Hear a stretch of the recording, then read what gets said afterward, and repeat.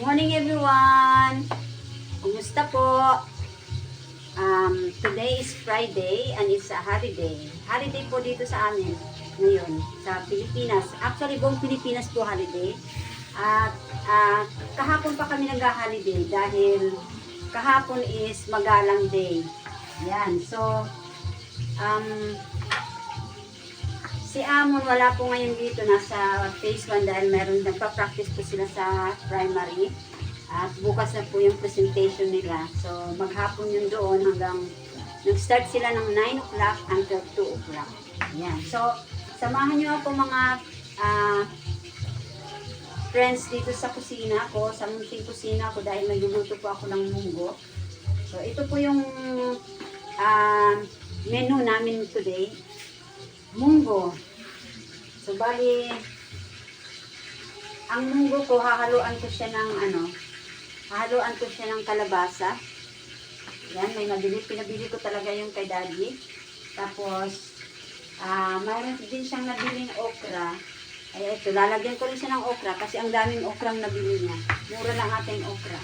Tapos, ang dito is yung dahon ng ampalaya.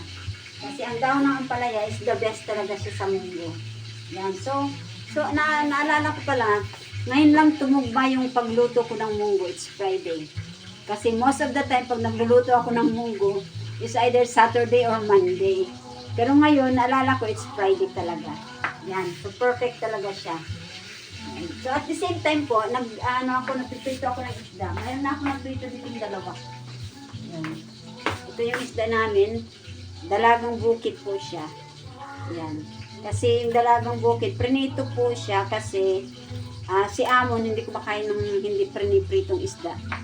Ayaw niya ng paksiw, ayaw niya ng mga sinabawan na isda, ganun. Pero pag prito, okay lang, walang problema, kahit anong isda. At saka, hahaluan ko rin yung aking munggo ng isa. Haluan ko siya ng isa. Yan. So, mayroon din pala akong minuto dito yung saging. Yan. May saging din para kami itong nilaga. Nilaga ni daddy. Pagdating niya, nilaga niya. Yan.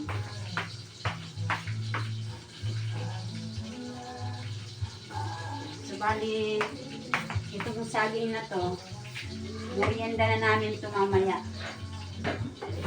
So, dito sa bahay, sobrang matakaw kami sa saging. Kahit si Amon, sobrang favorite niya yung banana. Si Amon. Kaya,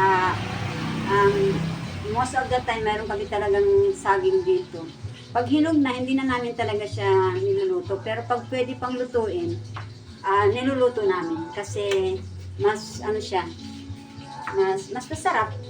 Diba? Yung common na mga, dito naman sa Pilipinas, talagang niluluto natin yun. Pero yung pag hinog na kasi sabi nga ng ibang mga doktor, mas maganda rin pa rin yung saging na, yung saba na saging, pag hinog na, huwag mo nang lutuin kasi acid na daw siya sa katawan natin. Yan. So anyway,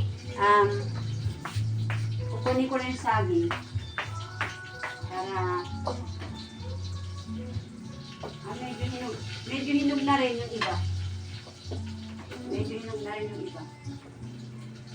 Pero, sabi naman nila, kung kakain ka ng hinog na saging, pag hinog na daw, make sure na may laman na yung tiyan mo. Huwag kang kakain ng ito muna, hinog na nilagang hinog na saba, na wala pang laman ng tiyan mo. Pero pag may laman na yung tiyan mo, hindi naman aatake yung acid. Okay lang siya.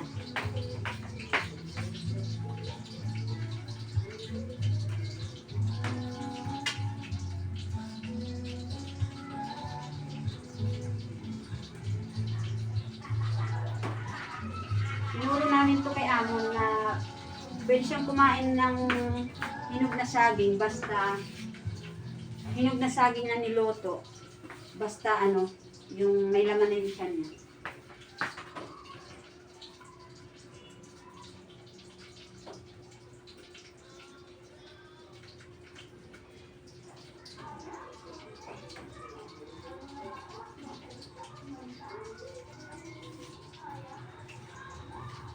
Ayan. So, ito na guys, yung saging. Ayan. So, para merienda na to. Pagdating mamaya ni Amo, kakain nyo ng ano. Free yung lunch nila ngayon eh. Doon sa ano. Sa practice nila may lunch na isi-serve daw. Kaya hindi nagbaon yun. Pagdating nun, kakain na lang nito. At saka nag-breakfast naman ng heavy breakfast yun. Kaya walang problema. Tapos nagdala siya ng snack niya. Tapos pagdating nun, kakain siya ng banana. Ayun. At saka yung meron din naman ata siguro silang snack doon. Yan. Lagay ko lang ito sa table.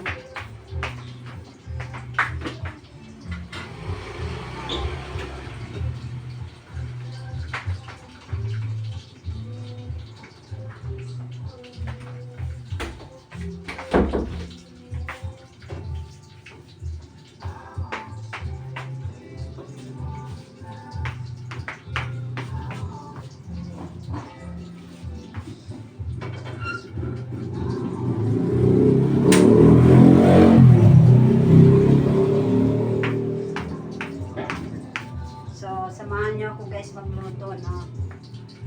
Pakita ko sa inyo kung paano ako magluto kasi ganito lang naman ako magluto, simpleng luto lang kasi yun yung pwede lang sa akin.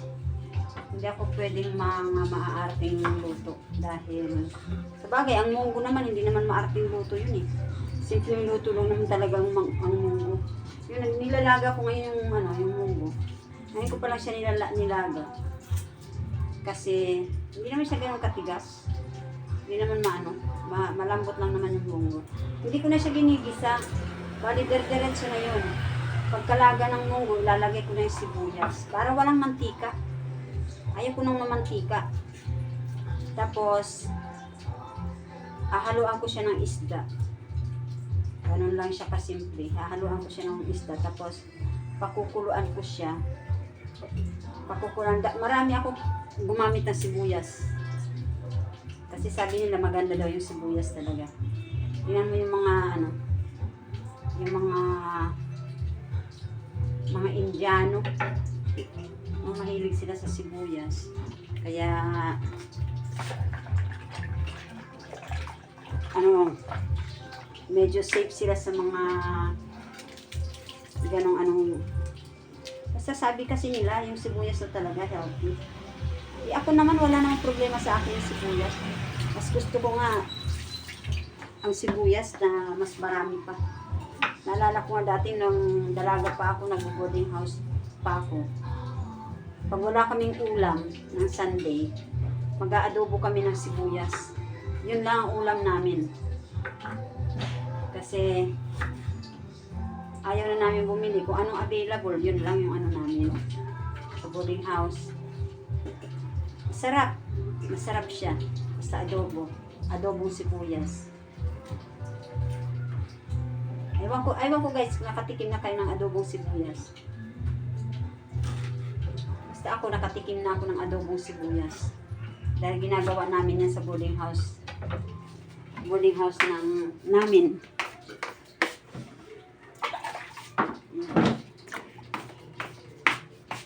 Lalagay ko tong sibuyas, dire-diretso na yun. Pagkalaga ng ano, laga na siya eh. Laga na yung ano, yung munggo na, laga na siya. Kaya ilalagay ko na yung sibuyas. Katapos ano, ubusan ako ng kamatis. Masarap din kasi may kamatis. Nag-i-stack ako ng kamatis. Kasi gusto ko lahat ng niluluto ko may kamatis. Basta yung dapat lagyan ng kamatis. Naubusan ako ng kamatis kasi ginamit ko kagabi. Yung kamatis. Kaya gagawin ko, dudublehin ko na lang yung sibuyas ko ngayon para mas masarap pa rin siya. Yun. So, pakukuluan ko pa rin siya ng pakukuluan para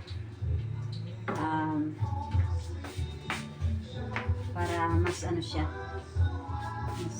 mas safe, mas masarap. Masarap siya. Kailangan ko na sigurong i-turn over yung aking pinipritong isda.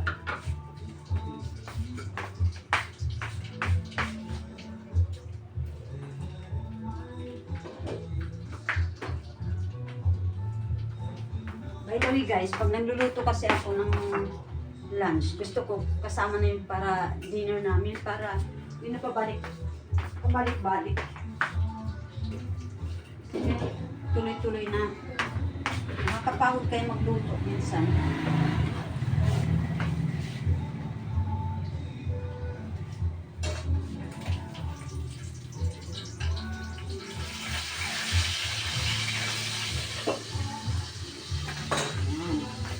So, medyo ano to, medyo mainit dito sa area na to. Pero mas mainit sa sala namin. Dito hindi. Medyo malamig. Pero yung ano kasi ngayon, ilang araw na rin hindi umuulan. Kaya mainit talaga. Sabi nga nila, pag mainit sa lugar nyo, sa ibang lugar daw, umuulan. So, sigurado umuulan sa ibang parte ng lugar. Kaya dito sa amin, sobrang init. Grabe. Lalo na kami, dito sa Pampanga, ilang araw na nga na hindi umuulan. Yan. Ay, pasensya na po, may tugtog sa kapitbahay namin. Ako, baka maano ako pala. May tugtog pala sa aming kapitbahay. Yan, siguro tapusin ko na ito, guys, yung aking ano, kasi may tugtog sa kapitbahay. Baka ano ako, hindi ata dapat. Yan, so thank you for watching guys. I hope you keep on watching sa mga vlogs ko. At